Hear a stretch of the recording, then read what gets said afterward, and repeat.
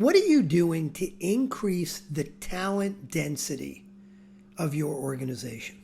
What do I mean by talent density? Talent density, very simply, is about increasing your percent of A players, those folks that are blowing away their goals every month, every quarter, every year, those folks that are doing a great job of not only living but modeling your core values. So they're improving the culture every single day.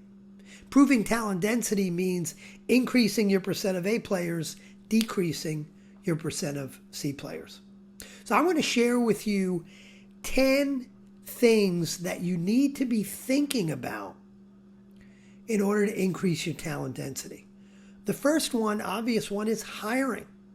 What are you doing to make sure that you are hiring the greatest percentage of A players? Do you have a process in place to source, assess, hire those folks that are most likely to be A players within your organization? So number one is hiring.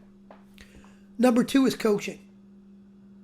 What are you doing to coach your folks so they can become the best versions of themselves within your organization? Are you assuming that you're just hiring the best and now they're going to go reach their goals?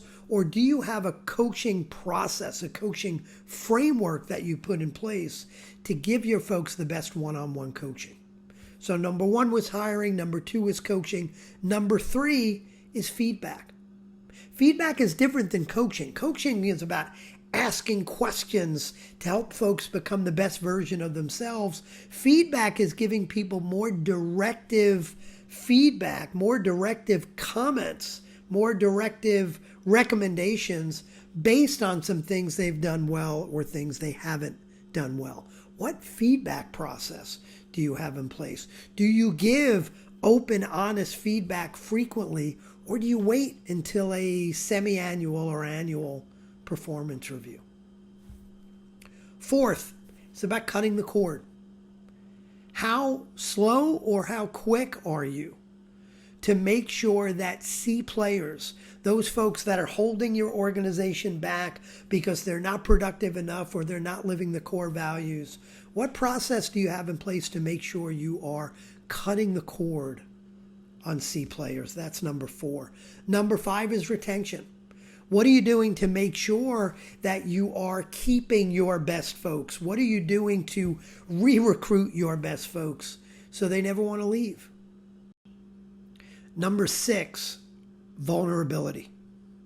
What are you doing to make sure that you have a culture in place where people feel like they could be open and honest about those things they're having a challenge with, about those things they want to apologize for, about those mistakes that they've made? What are you doing to build that vulnerability-based trust within your organization? The more people are willing to talk about the difficult things, the higher your talent density will become. Number seven, improved accountability. What are you doing to make sure you are holding people accountable in a disciplined way for doing the things they committed to do? If people commit to do things and you never hold them accountable, that's a sure way to get A players to start acting as B players or C players. So number seven is improved accountability. Number eight is a clear vision.